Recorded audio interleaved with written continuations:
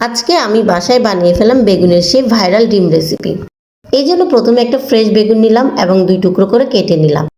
এরপর বেগুনের মুখিটা কেটে আলাদা করে নিলাম। এরপর বেগুনের নিচের অংশটাও কেটে নিলাম। এরপর একটা চামচের সাহায্যে বেগুনের কিমাটা বের করে নিব। এরপর 2টা কাপ তৈরি করে নিলাম। এরপর ছুরির সাহায্যে ছোট ছোট টুকরো করে কেটে নিলাম। এরপর একটা প্যানে পরিমাণ মতো তেল দিয়ে দিব।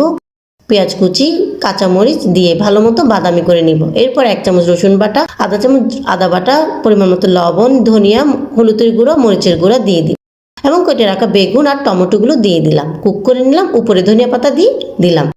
এরপর একটা বাটিতে 2টা ডিম ফেটে নিলাম। ডিমের কুসুমগুলো আলাদা করে নিব। এরপর ডিমের সাদা অংশের মধ্যে আগে থেকে কিমা করে ঠান্ডা করে রাখা বেগুনগুলো দিয়ে ভালো মতো মাখিয়ে নিব। এরপর কাপের মধ্যে অল্প অল্প করে দিয়ে দিব।